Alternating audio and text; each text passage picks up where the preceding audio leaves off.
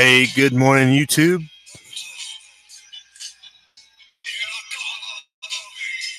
How's everybody doing? Independence Day recovery time. Hope everybody had a great day. I think it was fairly enjoyable here.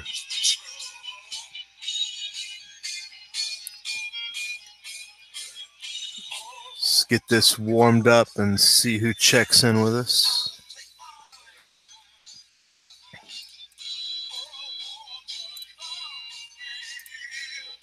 If I get the chat up. Everybody got all their fingers and toes after 4th of July?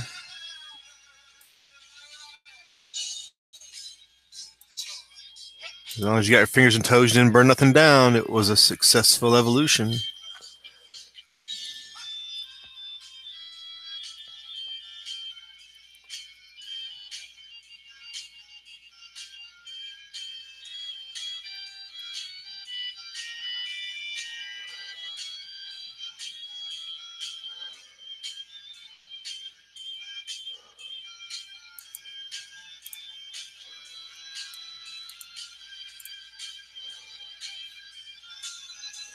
So it has been nice and pleasant out our way. The weather's been obviously summer warm, but not hot. It was very reasonable the last couple days, with one day in the middle there, like 95 or so. So it's not been, we haven't got to that 100 level yet. So it's been good for me at least. I don't want to see no hundreds. Hey, good morning, M Long. How's it going?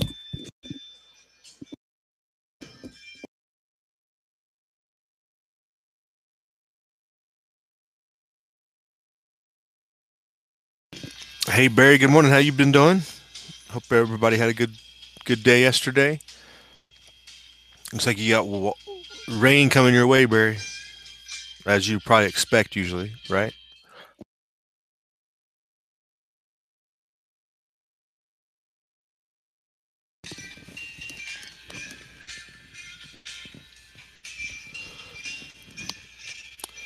But there's a weather snapshot for today, or at this minute. There was 2 days ago, Rockies in northern Montana got quite a bit of snow right before 4th of July. That was pretty awesome.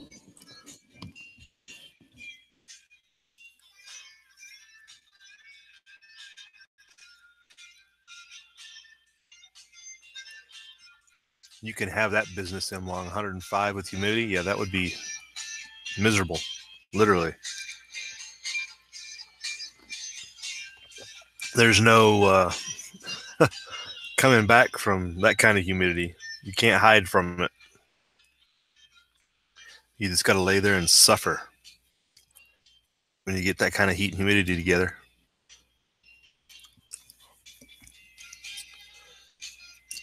But rolling on into the news, I had a couple things pulled up here. We'll start off with our collapse watch and get some lessons learned from collapsing countries. First, Venezuela. Barter the new currency in collapsing Venezuela. Everybody wonders how barter is going to work in the collapse in collapse situation, SHTF situations. Well, Venezuela is going to show us how barter works. I don't know I wouldn't say it's simple necessarily, but how natural. It's just a natural thing. It's not a big, complicated process for barter to take place. It's not like the Federal Reserve is up there setting barter rates, which is what everybody's usually used to, is somebody else telling them what something is worth instead of figuring it out from their own time and labor.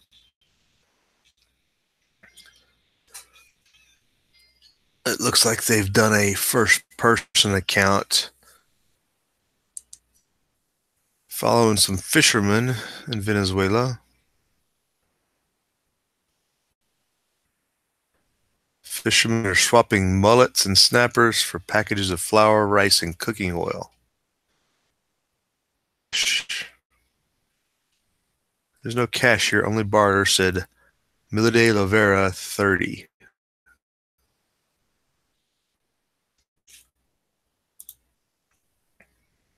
Hoped to exchange it for food to feed their 4 children or medicine to treat her son's epilepsy.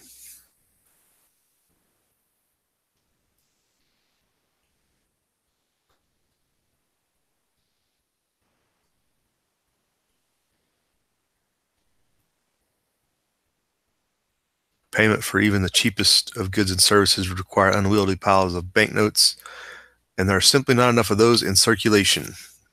They're all in the big cities, if they're even exists there. Here in fishing towns and stuff, you figure exactly what was going on. People need to eat to trade goods. While formal businesses and cities can get by on bank transfers and debit cards, such operations are largely out of the question in rural areas such as Rio Chicoa, population of 20,000. Even in the capital of Caracas, many informal merchants lack access to bank services or point-of-sale terminals and prefer to be paid in kind.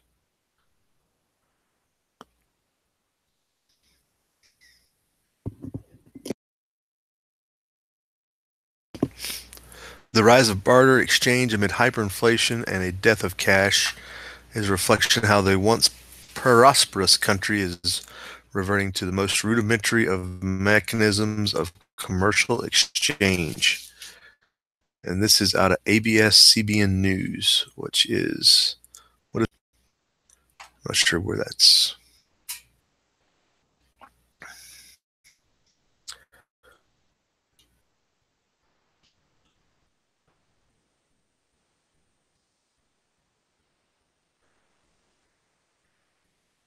In the picture graphic here, Barbara holds a pack that he got his payment for a haircut. Wow. I can't imagine exchanging food for. I wouldn't get a haircut. Yeah, that would definitely not be happening. Unless you had a lot of corn flour stored up. That's interesting. He's still getting such services as that.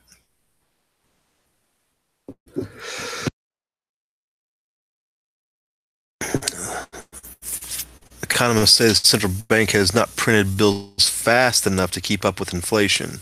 According to opposition-run Congress, reached annual rate of almost 25,000%. 25,000% inflation. No joke.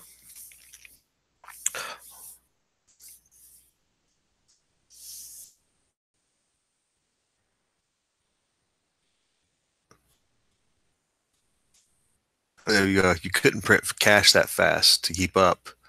I have yet to see pictures of like Weimar Germany with people actually taking bricks and loaves and wheelbarrows full of, cash to go pay for things. And I don't think I've seen any pictures of people using cash to start fires either. So I don't know that they need fires in Venezuela, except for maybe to boil water and stuff. But yeah, you don't see some of the pictures you would expect to see, I think, and it's when they still have electronic systems like they talked about earlier with certain businesses in the big cities and stuff still using electronic means.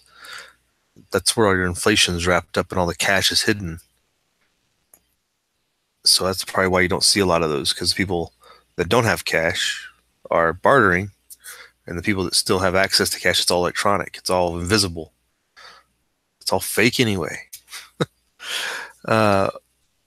Moving on down here.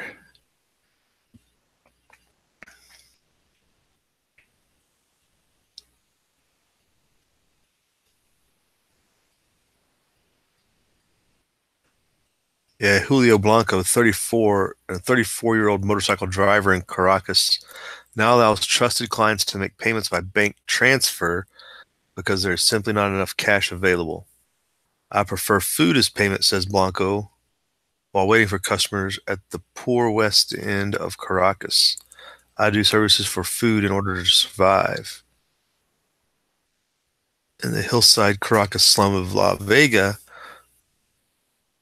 home of 124,000 people, Alfredo Silva offers a haircut for 1 million bolivars, about 30 cents at the black market exchange rate. Yeah, how you gonna you cannot get your hands on 1 million bolivars. That's crazy.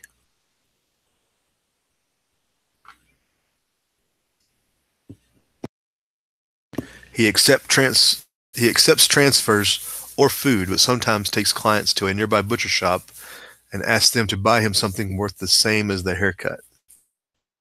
1 million. How does a local business like that keep up with inflation, though? You're not able to outpace what the people in the know are. You're losing out to inflation by the minute. Preferred method to keep up with inflation so that you get something of value. Because if you take cash from somebody, by the time you turn around and go spend it, it's already worth what, 3 or 4 times less than what you got it for when you've got 25,000% inflation.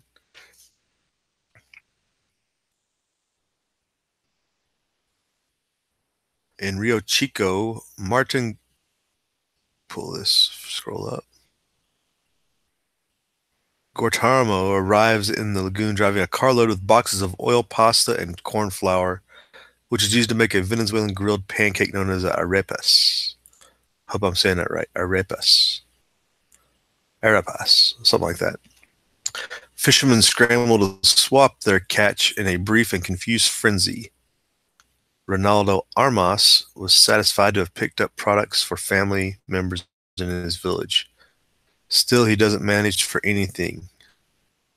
He says, some days I spend 5 hours without swapping anything, and I have to take all that fish home, he said.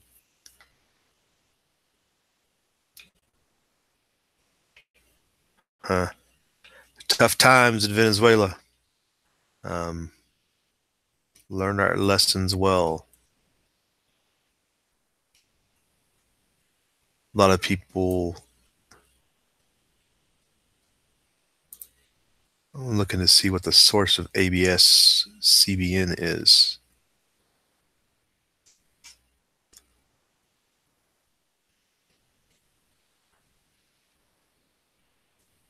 There's like no end at the bottom of this page. Like literally no end. It just keeps loading something at the bottom. ABS CBN. Is that Canadian Broadcasting? Hey, good morning, Castaway. What's going on? How you doing? Soon they'll be swapping fish for Bitcoin. I don't think that's happening in Venezuela. Not at all. There was talk about getting that Venezuelan crypto-backed oil currency going. Venezuela floated that out there for a little bit. Is ABN a Filipino? Manila on the front of the weather down here.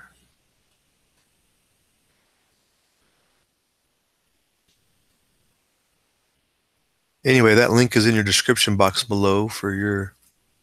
It's got several other articles below it about Venezuela as well. So we can all checking in on our favorite other collapsing society. Well, maybe not favorite, but land reform hearings in South Africa are taking place to stoke the fires of the populace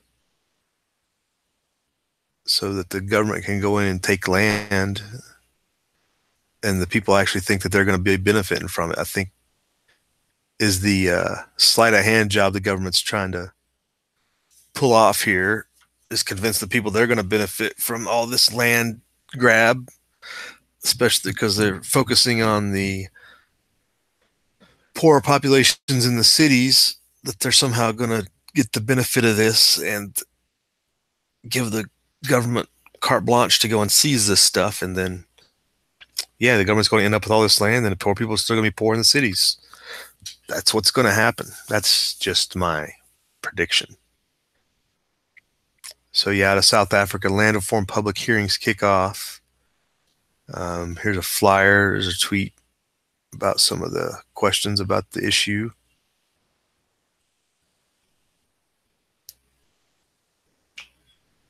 To allow expropriation of land without compensation.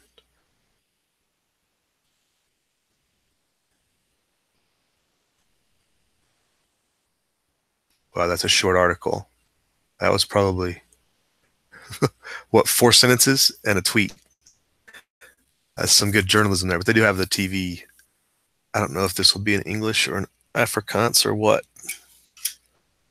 Let's see how this rolls. It's on YouTube, I guess.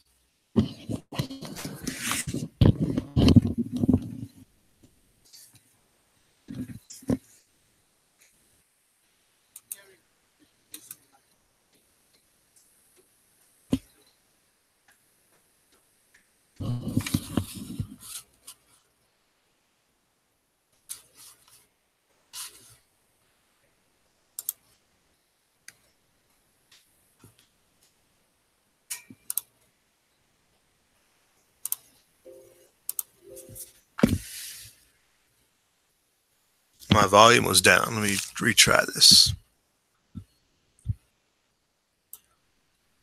Without compensation kicks off today. They'll start in Limpopo and the Northern Cape and end in the Western Cape on the 4th of August. This will give people an opportunity to air their views on what's become a contentious issue. It's headed by Parliament's Joint Constitutional Review Committee. So far, it's received more than 700,000 submissions from members of the public. The committee will review Section 25 of the Constitution that addresses the right of property ownership. Well, make no mistake, this is an important issue. In fact, so important that the country could change its constitution. This with ENCA reporter Michael Marilia. So, Mike, the Constitution, of course, already deals with land reform. The sticking point in this debate, what's that? Well, the sticking point appears to be this issue of compensation. It has been an issue for several decades, Shahan. The willing buyer, willing seller process has been in place really since the beginning of democracy in this country. But the critics say that it simply isn't working, and they want to fast track the process by amending Section 25 of South Africa's constitution. Well, let's take a look at that and just get a little bit into the nitty-gritty of it, John. Section 25 saying that property may be expropriated only in general application for a public purpose or in the public interest. And this is important, John, subject to compensation, the amount of which and the time and manner of which have been agreed to by those affected.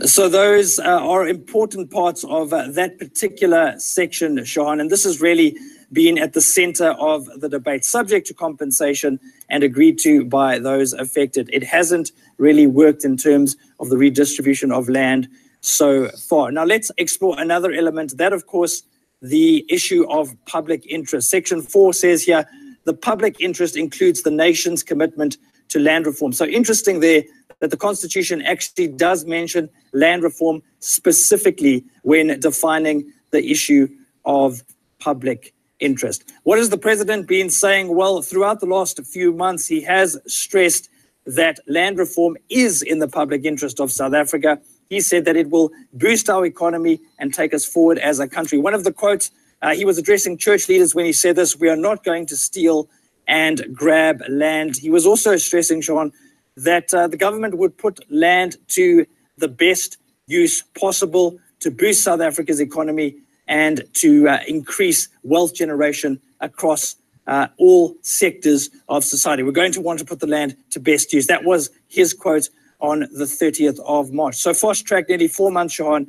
We're now at these public hearings, and it's going to be interesting to see what ordinary South Africans have to say about their own constitution and the need for land reform. It's interesting that there's already been 700,000 submissions made on this already, Mike, and it's just the beginning. Well, what's also fascinating is that 2 teams are going to be crisscrossing the country. We've got the schedule right here. So you'll have a team A of officials who will be conducting these hearings in certain provinces. At the same time, concurrently, a team B, which will be going to other provinces. So it's a lot of logistics and a lot of coordination. Yeah, thanks so much for that. Appreciate it. Michael Murillia getting us ready for those land hearings kicking off this morning.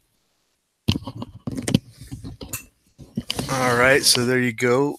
The land grab in South Africa plan. Hey, good morning, J-Mac. What's going on? Walter Davis is with us.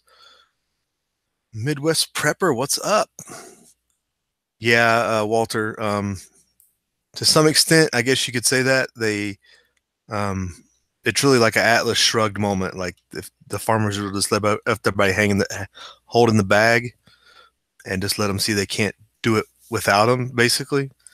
You know, well, if you're a farmer, I mean, the government's just going to take it over and ruin it like they do every other venture, right? Like, are they going to bring in foreign farmers to farm it in the meantime? It's not like they have highly skilled people already in the country, because those are the ones they're kicking off their land, unless they're going to make them, you know, indentured servants and work on their own land because the government seizes it. I mean, so you're either going to be forced to work or have everything stolen from you. So might as well leave the country, right? Yes, redistribution, exactly. And it's not going to be redistributed. They specifically, if you listen to that conversation, it's still going to be the government controlling everything. I think everybody in the cities, they're given this, and I think even when you hear it publicized, this money, this land's going to be distributed amongst the people, is kind of the impression everybody has. I think it's very clear in the way that's written and the way this is presented. The government's just going to take it and control it and put it to use if they can, which we know they can't, not effectively. They're giving these people the idea that they're going to have their own parcel of land, and I think that's the false reality these people are living in, and they're going to get, as just like governments always do, backstab people, and especially in communist socialist governments, and they're going to end up with nothing and no food, and it's going to devolve into a Venezuela situations before too long. Hey, Castaway, what's going on?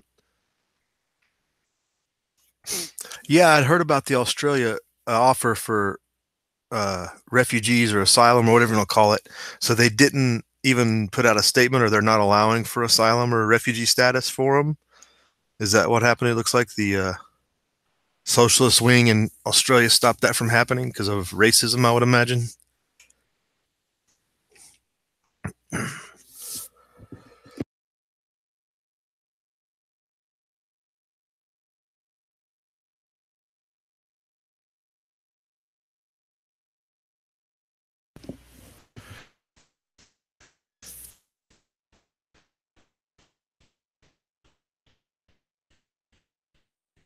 All right, Walter's an example like New Jersey, and even California is a good example, Walter.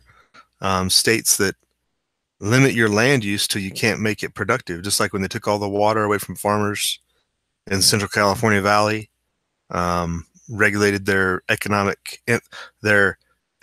impact because they were afraid of the river smelt and some other thing over here and this bug over here on their land and this plant, and then your land just becomes unproductive because they don't let you work it. Yeah, J-Mac, it's not like they're writing in cryptic language. They say things out there that people just don't believe. They read what they want to read. They don't read it for what it says is the problem. Blind or stupid, or maybe both, and just don't see what's really right. Yeah, really, in South Africa, it's like an Atlas Shrugged moment where you either comply and do what the government tells you, or you just drop everything and leave. But the thing about it, Walter, when you talk about they should have sold out a long time ago, there had to be a buyer. I don't think there was a buyer because they, like you said, they all in the past, it was always somebody had to be willing to buy it. The government doesn't have the money to buy all this land, or they would have offered it, years ago. They don't have the capability to do that. And so now you have these people that they're just going to take it because they know that the economic process hasn't worked because people aren't either interested in farming to save up their funds or get a loan or whatever it takes, and they just want the government to do it for them just because they don't want the land held by somebody of a certain color. Essentially, that's what it's reverse. It's definitely a prime example of reverse racism in a lot of cases. I'm not saying every South Africaner thinks like that, but the underlying tone of it is obviously that just because of the way you look, you can't have this land.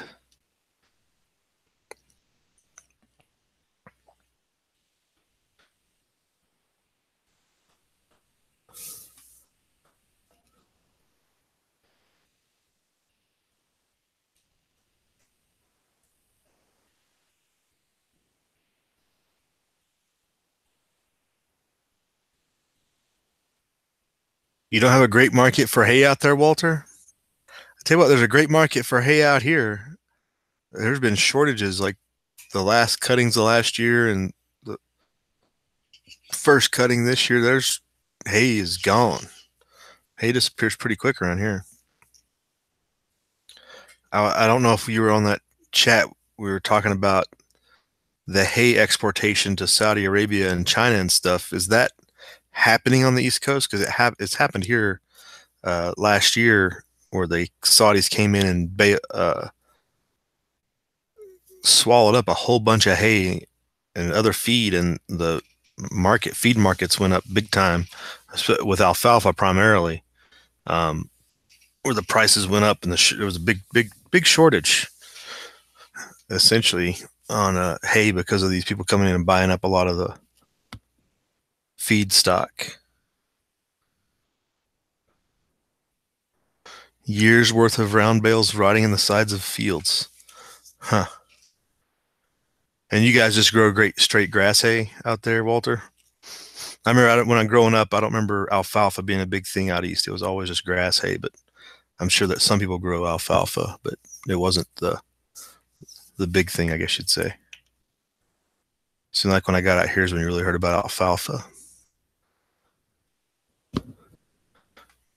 But yeah, there's the collapse of two societies right in front of us, Venezuela and South Africa.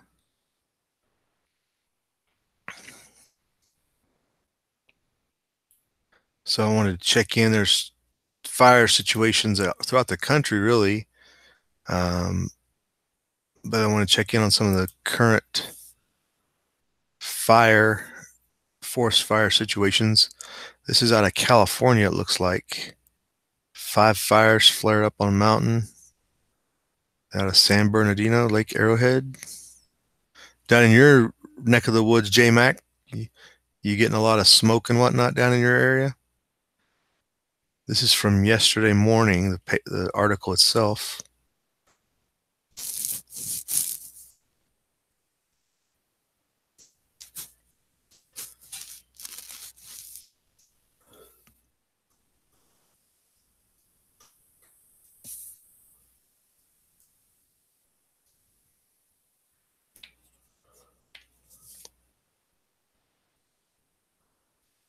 Midwest hay is better because of quick drying time. All right, is it so humid out there in the east that it takes a long time to harvest it, and then in that period of time you usually get rained on once or twice, right? Just depending on, it's just so much humider out there. I can see what that's problematic. So yeah, the fire situation, this comes from California. So wildfire in San Bernardino National Forest was reported around 12 p.m. June 30th. This is a small fire at the time, burned up to 33 acres. The location was described as State Highway 330 off Old Creek Road. Yeah, J-Mac, what's your firefighting situation looking like around there? Your forest fire situation. Drift smoke prominently visible Saturday afternoon.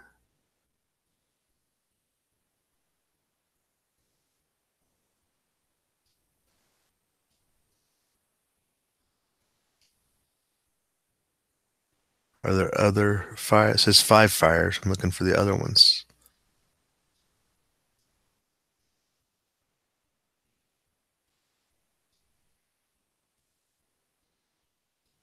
250 personnel work on this fire. Other fires. Yeah, so they got 250 personnel in this one 50-acre fire, it looks like now. 15% contained. It must be near a populated area because you see big fires that they barely put 200 people on just because it's out in wilderness area. Once it gets into thousands of acres of size. Other fires also reported. Zermatt Drive and Crestline. This is so small places in Southern California. I have to get the map to find. Structure fire. That's Friday, Saturday.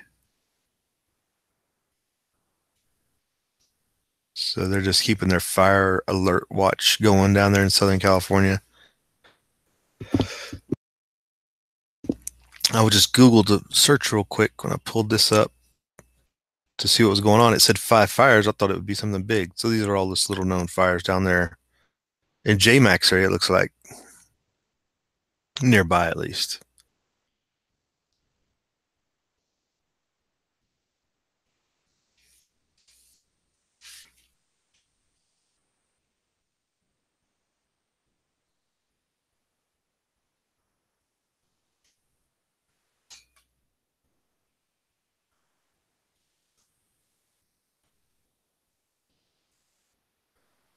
But definitely fire watch. There are several fires going out in Colorado, I know.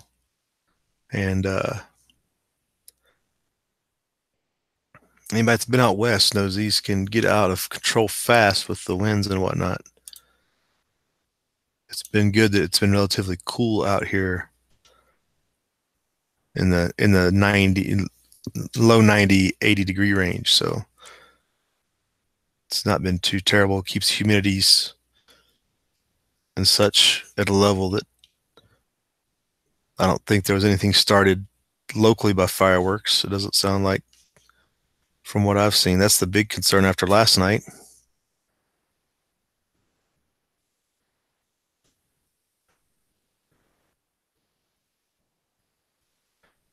So what's that, JMac? Catch 22? What, do you conserve your water, or do you want your grass to have a green lawn? Because either way, they're talking about fining you. They're going to fine you for conserving your water?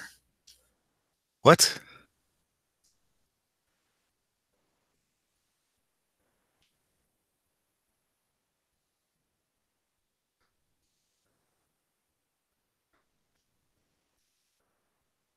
I'm interested to hear this about conserving your water fining you. Oh, governor telling you to conserve water or else. The city's mayor tells you he wants free lawns. What is a free lawn? That makes no sense. Is your mayor that really that out of touch that they're not promoting xeriscape concepts and stuff like that? You know, desert landscaping. I desert landscaped what? It had to be 13 years ago in our old house. And now here we don't have a lawn. We haven't grown a lawn. And I mean, water wise, this doesn't make sense. I would much rather grow my garden than grow a lawn. Yeah, the AstroTurf stuff is pretty expensive. That's why you just go with your, couple of desert plants and a just desert landscape, rocks, something to keep the dust down. But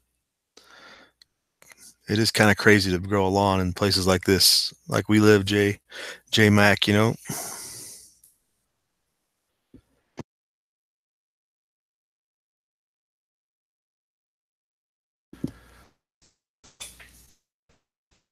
Did they they relaxed some of the wood harvest regulations. Yeah, hopefully that would be beneficial, especially in the Pacific Northwest, and some of the national forest area and some of the higher up forests. I don't think it's realistic that they would even be able to harvest. It seems like every year there's some controlled burn that gets out of control and starts a fire too, which they're trying to manage the undergrowth that you can't keep up with it because there's nobody else. They need more assistance to control the underbrush in a lot of areas, not just using controlled burns, because controlled burns can only go for so long and cover so much of an area because of limited Forest Service staff and whatnot. And they need more people to help clear out that undergrowth that kicks those fires off when they do get going.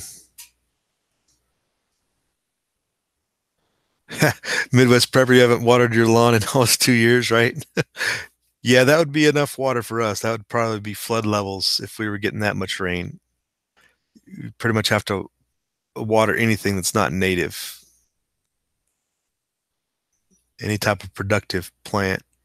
The only thing that grows naturally around here is cottonwoods. Cottonwood trees are about the only thing that you can grow without watering it, as it just is adapted to the level to where it can grow, and they'll voluntarily pop up on their own often, but not much else out here. Sage and other weeds and tumbleweeds and everything else. It's about the only thing we get.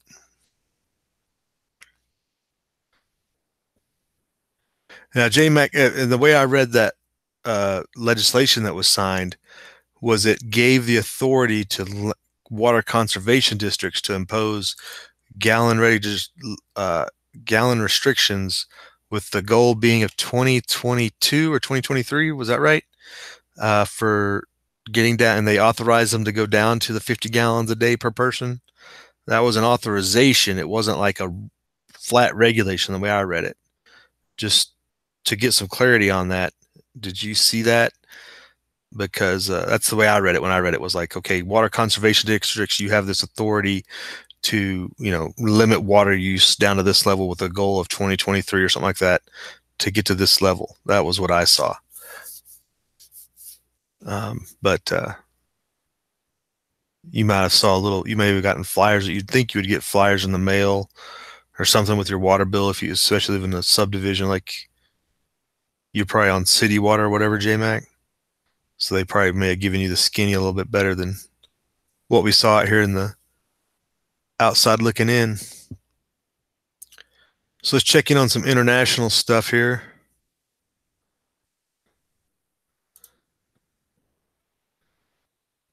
I found on Zero Hedge, we're always talking about oil and the control of oil and how you pay for oil. So this is on Zero Hedge, a new oil cartel threatening OPEC and two of the larger countries that eat up resources, China and India, conspiring together, which could cause a lot of interest. This goes back to the BRICS nations and the BRICS Bank and all the other things potentially getting started out there that we don't have the best visibility on, using things other than US dollars to buy oil, etc. So China and India are in talks about forming an oil buyers club.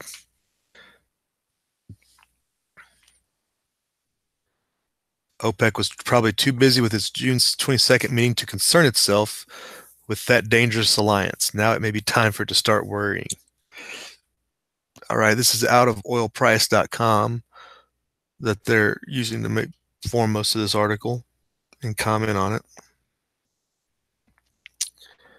The timing is right. The boom in U.S. and oil and gas production gives us greater leverage against OPEC. The Times of India quoted an Indian official as saying last month after the formal start of said talks. The two countries, after all, account for a combined 17% of global oil consumption, and they are the ones that would be the hardest hit if prices rise as a result of OPEC's actions. What's more, they might not be alone in this attempt to curb OPEC's clout on the global oil market.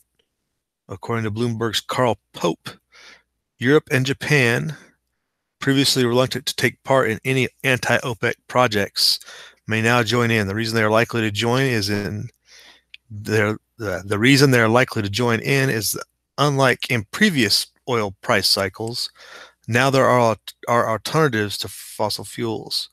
Electrification is where OPEC may have to face off with a future oil buyers cartel.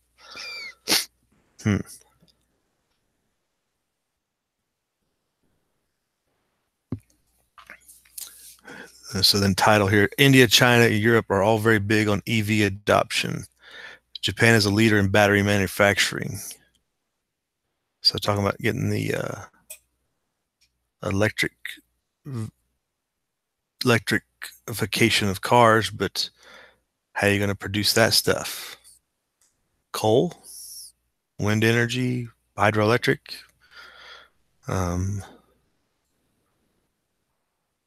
Europe's pretty big on producing wind.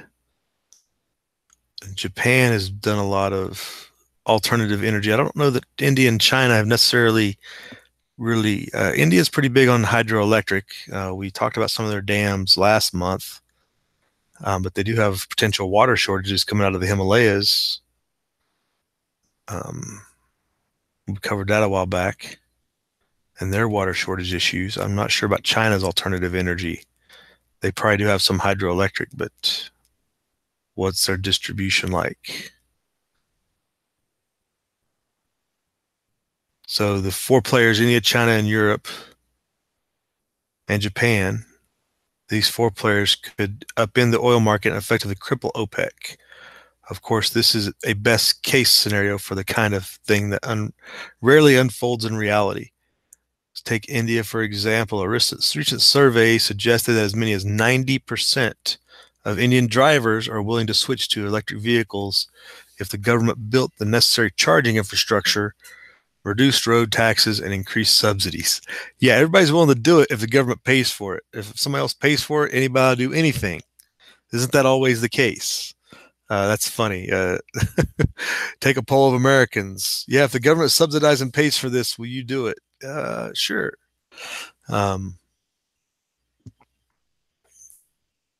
Yeah, I think, what was it? Last month, there was an article about Tesla making a pickup truck and getting into even delivery truck type of vehicles. And that's really the big turn in the movement, is if electric vehicles become productive, useful vehicles like most Americans use them for. While commuting is a big deal, many Americans use their vehicle for uses, pickup trucks. I mean, the F-150 is the best-selling truck for a reason. People want to be productive with their vehicles, not just commute in their little box car and come home and park it. People want to be able to go camping with it and drive in the snow with it without basically being in fear of running out of battery charge while they're running their heater in their car trying to stay warm. There's too many gaps in the electric vehicle ability to fully meet what, at least in America, what Americans want. Again, it's about more than commuting. Cars mean a lot more in America than they do in other countries, that's for sure. Another survey identified price and range as additional roadblocks towards the mass adoption of electric vehicles in India. Because of these challenges, New Delhi recently amended its ambitious goal for having an all-electric vehicle fleet on the roads of the country by 2030 to having a 30% of the fleet electric. So people are getting realistic about their electric vehicle use.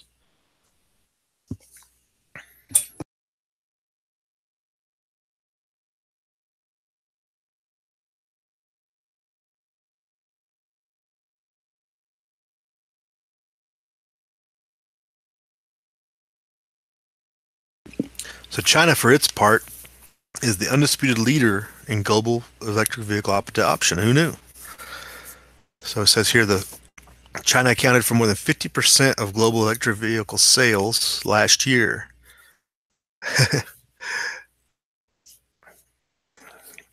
And the quotes here, wait, wasn't that Norway? However, Norway was done in large part made possible by generous government subsidies for electric vehicle manufacturing.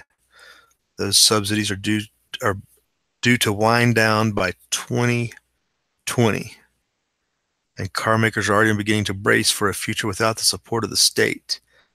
It's safe to say it remains uncertain if the electric vehicle boom will continue after 2020. This precarious situation is reason enough for China and India to seek more clout on international oil markets dominated by OPEC, and would justify the formation of a buyer's club, quote unquote.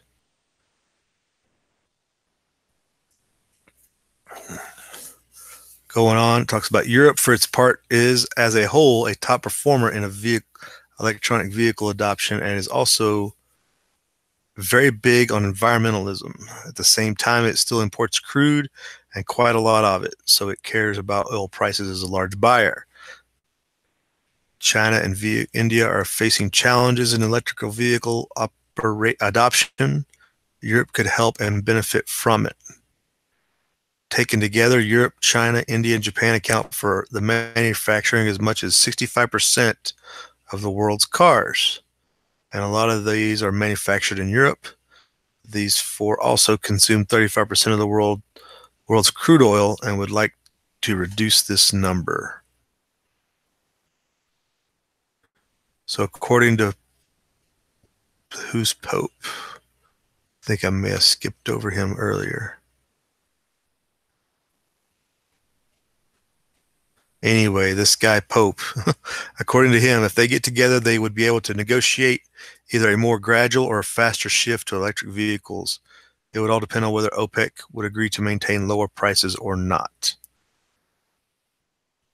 A more skeptical view would note the challenges in electrical vehicle adoption, such as subsidies and infrastructure.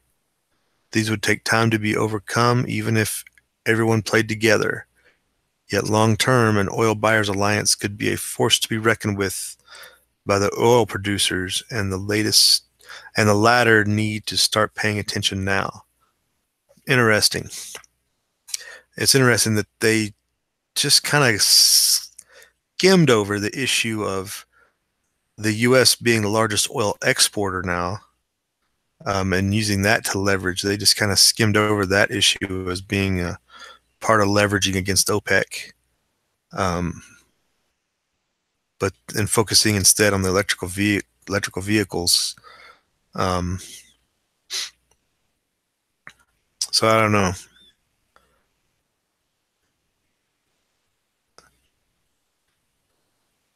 There's also a ton of other products you could move away from plastics and stuff to reduce that oil consumption. What's going on out in the side chat? How many we got with us here? Still got a few. Oh, let's see. Whoa, you guys are. J-Mac was a wildland firefighter. You were taught there was no such thing as a controlled burn, right? Well, the Forest Service claims to be able to do controlled burns, so I don't know. Semantics, maybe. Right? It's all in the wind's control. That's true.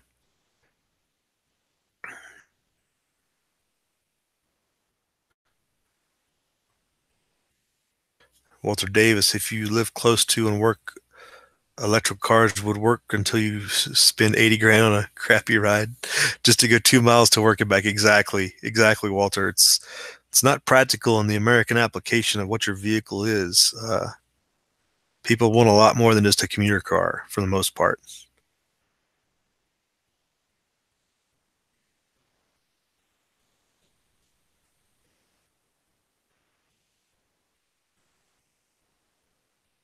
Yeah, there you go, Midwest. That's the irony. Everybody wants an environmental safe alternative, but yet your electric power in so many places is from coal. And not only does it not burn, I mean, even clean coal technology is, not necessarily environmental friendly, but it's strip mined in many cases. And yeah, West Virginia, Southern Ohio, those places are proof of how that process works. It's one of those things. It's like we keep these coal mines running. Are they subsidized? How many things are being subsidized by the government that counteract each other. You have all this environmental policy that's subsidized, but then you have coal mining that's subsidized in many respects. It's like nobody can to see if they just let the market work its magic. What you doing out there?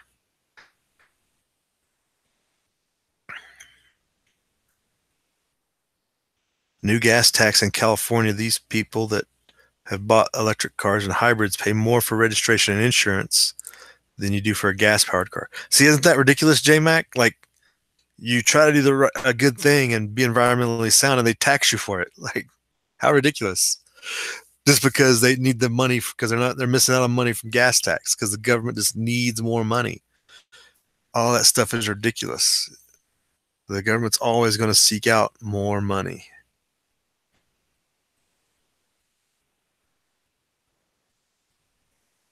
Yeah, I always fall back, Walter, on there was an example. I think it was Good Morning Good Morning America. Is that NBC or is that CBS? Whatever show it was. This was like 5 years ago. So technology is probably a little bit better, or the products. But I think it was the Chevy Volt. When it first came out, they did a test drive. And this guy lived outside New York City. And it was like a 25-mile drive to work, I believe. So he had his fully charged leaving his house. He left. It was a fall or a winter day. And he ran out of battery power because he had the heater running as he was driving that short 25-mile drive. His battery died because he ran the heater. It wasn't designed to run all systems. It was designed to, it only gives you certain range with just the engine. When you turn on the accessories, it lowers the range even more. So that was funny. His battery died. He basically couldn't get to work on a single charge. I don't know if that's changed for the Chevy, but that was proof to me. Like, yeah, not getting one of those.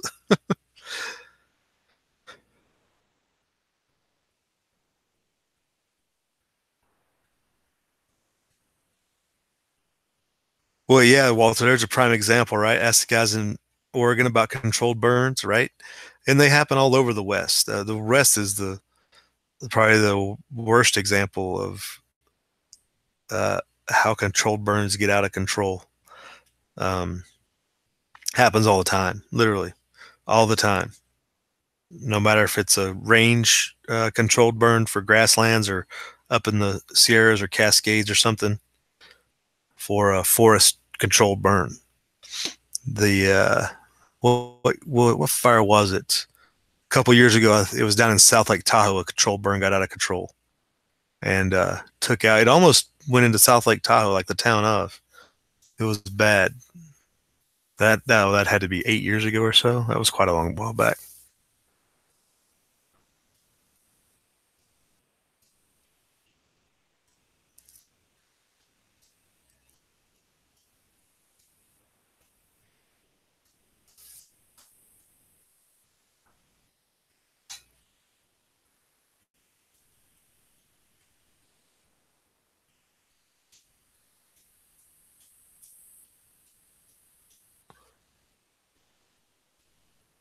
Toxic waste created to create the rare earth magnets for the electric motors is as bad as not worth for the environment than coal production.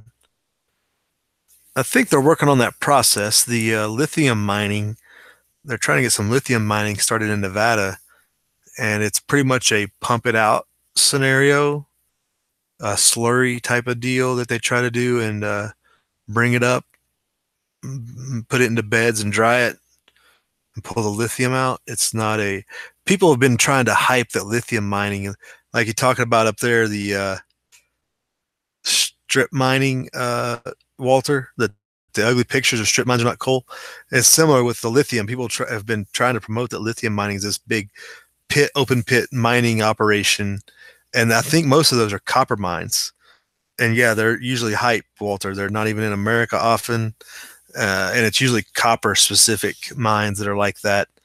There is one mine example. I think it's either in western Utah or eastern Nevada. I can't remember.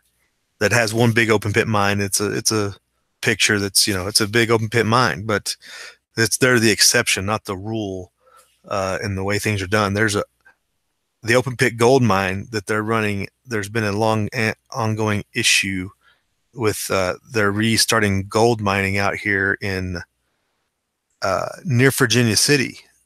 On the Comstock lode, they're going at it with new technology, researching the land and everything. So they're getting more production out of the land than before, and going back to some old areas of the Comstock and pulling out gold and silver. And a lot of the locals are all up in arms because they want to save our town, and all these big issues came out about it. And it's like, Virginia City wouldn't be there if it wasn't for gold and silver mining. And they've improved their process, and they do reconstruction of the land and everything. But it's just the impact has been purposefully minimal. I mean, the county, I guess the county or the state, whoever, purposely, you have to do certain things a certain way to minimize the impact, but it's possibly being done, as long as the people work together instead of just following the propaganda machines on either side.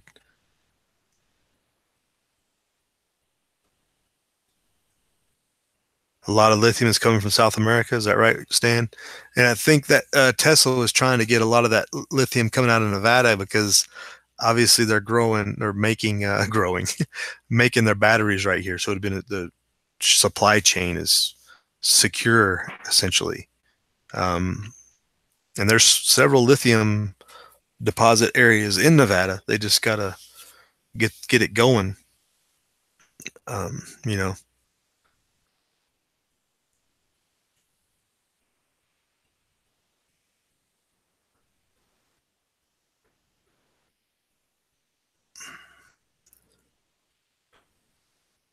But yeah, hey Stan, welcome. I didn't forget to say welcome, Stan.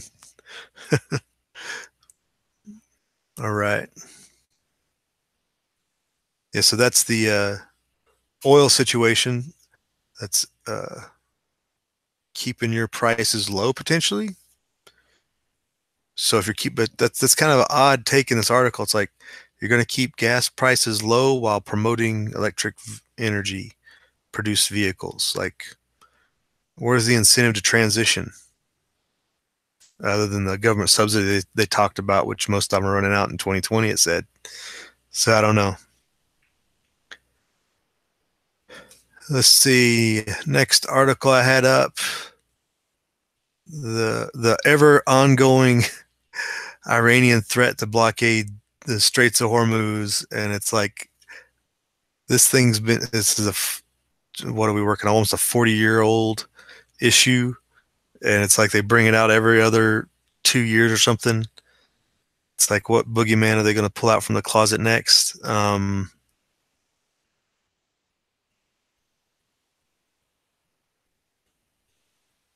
This is a Zero Hedge original article, or doesn't look like they reference any other article here. So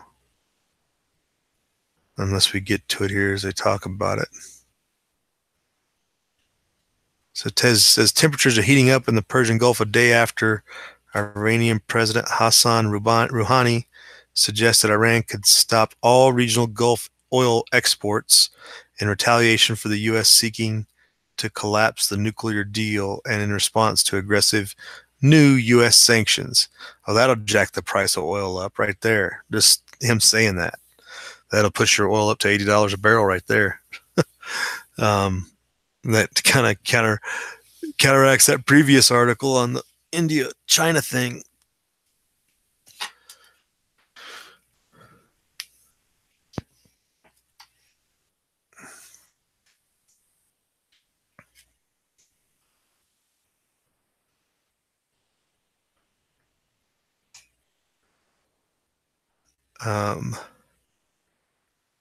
So quoting down here, the Americans have claimed they want to completely stop Iran's oil exports. They don't understand the meaning of this statement because it has no meaning for Iranian oil not to be exported while the region's oil is exported. The state-run website quoted the President Rouhani is saying the Americans Iranian oil exports to zero. It shows they have not thought about its consequences. Well, this is true. I don't know that you want to starve off Iran that way. That's surefire way to keep oil prices high too. Limited supply. So Iranians' provocative statements are widely understood as a threat to impose military blockade on the world's most crucial oil choke point. It makes you wonder why we don't have a pipeline from Kuwait to the Med. After all, 40 years of dealing with the Straits of Hormuz, why Bahrain, Qatar, all those places, UAE, Kuwait haven't figured a pipeline to get to the Med, or just across Saudi Arabia to the Red Sea it'd be a non-issue. The Straits of Hormuz would be moot. But 40 years later, we're still trying to tanker everything out of the Gulf. I guess, yeah.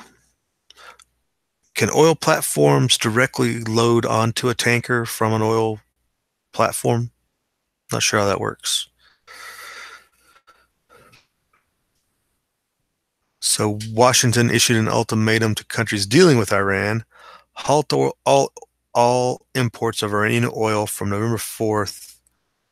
This is from November 4th, I guess, or face punitive U.S. economic measures with no exemptions. Rouhani called these threats crimes and aggression and an act of self-harm, as the unwavering stance is against the United States' national interests and the interests of other countries. Rouhani said this in Vienna while attending a rally. He's trying to rally European governments to stand against Trump's policies. And we talked about a couple of weeks ago that the EU was trying to find backdoor ways around this by purchasing Iranian oil in ways other than dollars was the key point of that. And that would definitely, taking away the oil dollar exchange, another key point to the economy.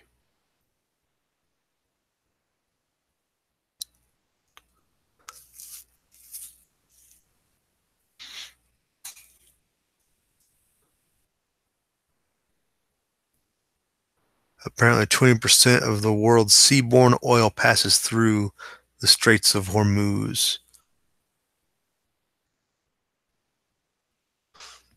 The Iranian Republican Guard Corps has threatened the passageway in the past by conducting war games, such as the heightened tensions with the West over the Strait in 2011 and 2012. And 2005 and 1999 and 1995 and 1992 and how many times has there been heightened tension over the Strait of Hormuz? It goes on and on. So putting things in perspective, considering potential disruption, the last major crisis of global economic consequence took place nearly 3 decades ago. The largest oil market disruption ever occurred in August of 1990, when Iraq's invasion of Kuwait took 4.3 million barrels per day off the market, about 6.5% of the world's supply.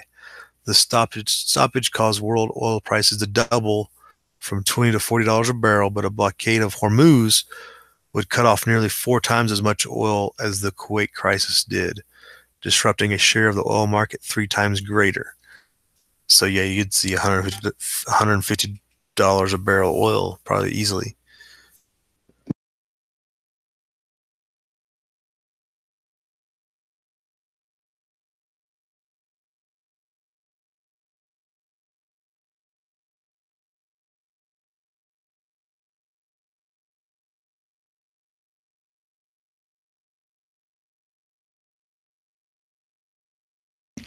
Says here, Iran has reportedly taken measures to gear up for survival amidst the coming economic war, according to Bloomberg, offering to barter oil for goods. Wow, that sounds like Venezuela.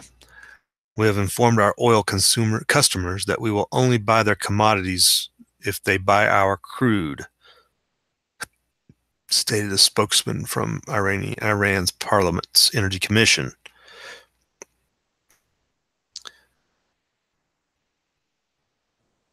This is the result of Iran, as the third largest oil producer in OPEC, is being unable to bring dollars or euros in exchange for crude because of banking problems, which are part of the sanctions. Iran has opened alternative means of payment, including medical equipment and agricultural products. What about gold? I'm sure gold would be in the mix there too.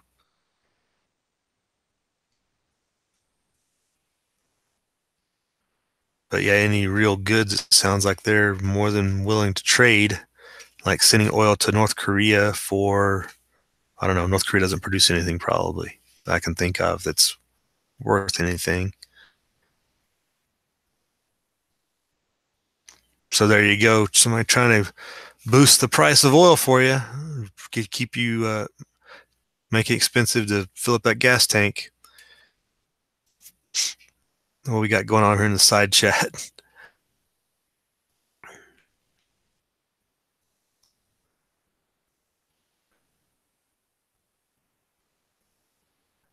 Right, J-Mac. Yeah, go back to the forest fire issue. They fear the forest fires, so they will not allow the forestry department to clear all the underbrush, right? Or any other means of thinning out the underbrush or deadfall, allowing people to harvest deadfall trees and stuff. I think they allow it only in national forests. I know that you can still get a wood cut permit in the national forest in California now. State controlled forests is probably another issue.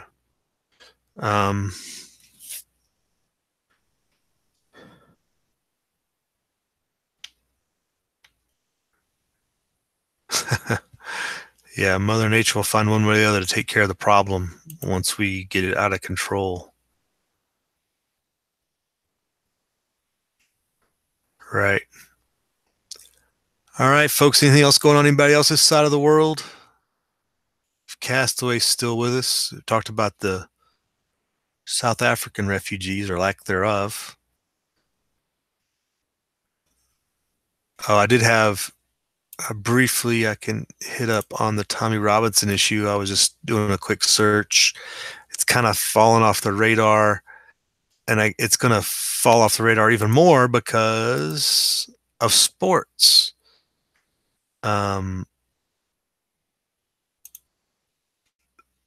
They're reporting in the papers that protest, even the people that are supporting Tommy Robinson and the issue of his unlawful detainment, are canceling a protest because of the football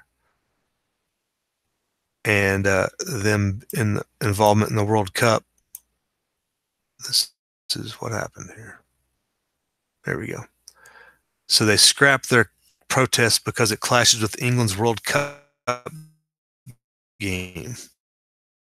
Up, old what's George Orwell's over this one. Of course, half the Robinson backers are football hooligans too, so they got to be primed. They don't want to be hung over going to a protest after the football match. So supporters, this has been rescheduled so supporters can watch England to face Sweden on Saturday. There you go. Priorities, right? That's just the state of affairs. We would probably see similar things here in the U.S. if we had a big issue and protest, and I don't know, the Super Bowl was an epic event or something. Everybody like, well, let's reschedule this. That's just a sad state of affairs.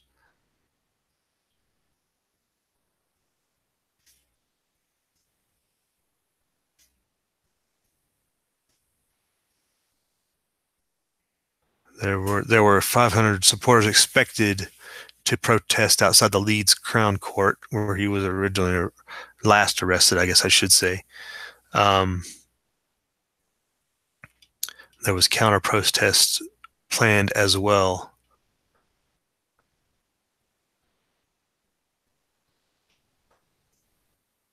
So, reality mimicking art and football clouding their minds, as George Orwell would say. So we'll see if that gets back off the ground after after England wins the World Cup. I wonder if they'll even come back up. Everybody's too happy to worry about it. I guess we'll have to wait and see. But there's also an appeal in the process that I found during the search, and this has kind of been sitting out there in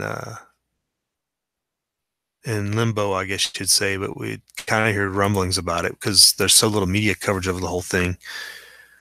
But he's appealing the decision. This is actually out of the Belfast, so it's not even out of the British paper. We'll put these links below in your description box for your reference if you just wanted to catch up on that, any of that.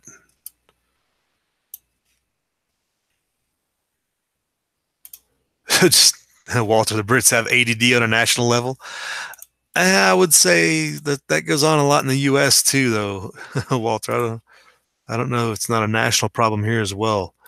We bounce around from topic to topic so much. It's like, well, what happened to school shootings and what happened to, I don't know, what was the latest cause du jour that's been distracted from? It's like every week it's something new. Like, oh, we don't care about that anymore. That was the end of the world as we know it. And now we're on to something else.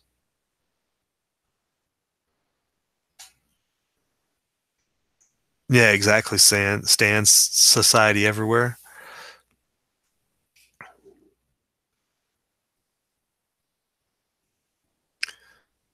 Yeah. But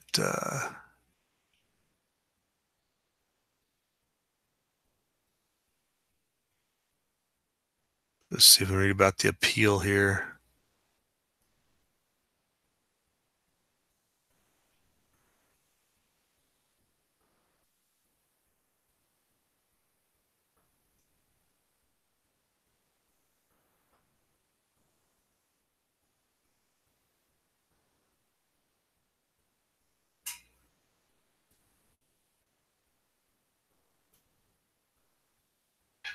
It's quite bizarre, the stuff going on in England. Doesn't even really talk about his appeal. It just talks about the conditions of his arrest and the situation.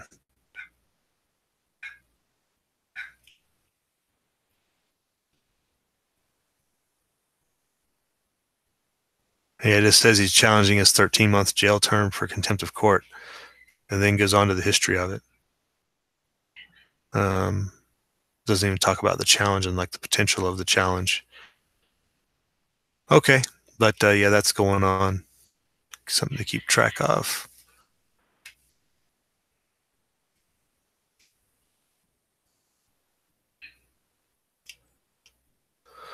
All right, folks, we're about ready to jet out of here.